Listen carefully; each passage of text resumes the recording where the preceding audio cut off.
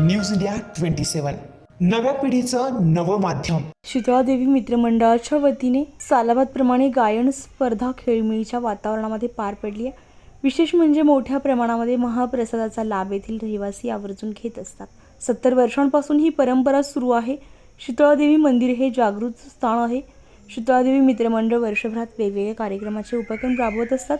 बोहडा शिवजयंती, आंबेडकर जयंती, महात्मा फुले जयंती, गायन स्पर्धा, इतर विविध कार्यक्रम। या कार्यक्रमाच्या सुरुवातीला आलेल्या मान्यवरांचे भगवी शाल टोपी देऊन सत्कार करण्यात आला। स्पर्धेच्या सुरुवातीला गवळणी गीत सादर करण्यात आले। पार्वतीने गलज बोलवला अंगत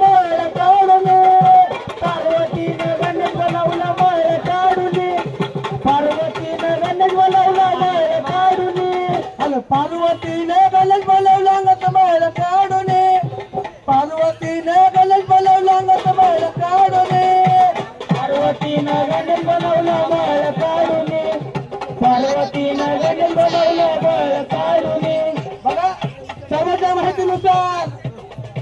सर्वांच्या माहितीनुसार तो बाहेर आले तर पार्वतीच्या मनापासून तयार झाला म्हणून तुमचं म्हणतं माझ्या गाण्यामध्ये मी लिहिलं कसं, कारण गुरुवारी चढाओढीने प्रत्येक संघ आपले सादरीकरण करत होते।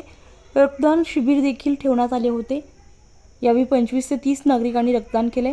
मंडळाच्या पदाधिकाऱ्यांनी देखील यावेळी रक्तदान करून मोठा हातभार लावला। सालाबादप्रमाणे चैत्र पौर्णिमा उत्सव मंगळवार दिनांक 30 तारीख सालाबादप्रमाणे याही वर्षी भंडारा पार पडलेला आहे आणि आता शीतळादेवी गँग पार्टीचा सामन्याचा टाईम झालेला आहे, तो चालू होणार आहे। सकाळीच्या आपल्याला बक्षीस वाटप होणार आहे, त्याच्यानंतर त्याची सांगता होणार आहे। शीतळादेवी मित्र मंडळाकडनं सर्वांचे हार्दिक स्वागत। नमस्कार, आम्ही शीतळादेवी मित्र मंडळाचे सर्व कार्यकर्ते दरवर्षी सालाबादाप्रमाणे 1970 पासून चालत आलेला आमचा हा उपक्रम म्हणता येईल। तसंच आमचा तुम्ही मागं बघू शकता, आमचं शीतळादेवी मित्र मंडळाचं जे मंदिर आहे ते पुरातन मंदिर असल्यामुळे इथे दरवर्षी सालाबादाप्रमाणे चैत्र पौर्णिमेचा कार्यक्रम होतो। याही वर्षी भंडाऱ्याचं आयोजन केलं गेलं, मोठ्या संख्येने भाविकांनी उपस्थिती लावली। त्यासोबतच आम्ही रक्तदान शिबिर व त्यासोबतच आज गाण्यांचा सामना ठेवला आहे। तर सगळ्यांचे मनापासून आभार। सामन्यामध्ये साधारणतः 8 ते 9 सामन्यासाठी लोक आलेले आहेत आता सध्या। नाशिकमधूनच आले, ग्रामीणमधून पण आहेत। ग्रामीण भागातनं काही आले, काही शहरी भागातनं आले।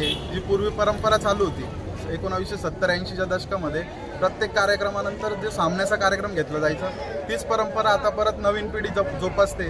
त्यासाठी आमचा पूर्ण प्रयत्न आहे आणि दरवर्षी असाच कार्यक्रम इथे होत राहील।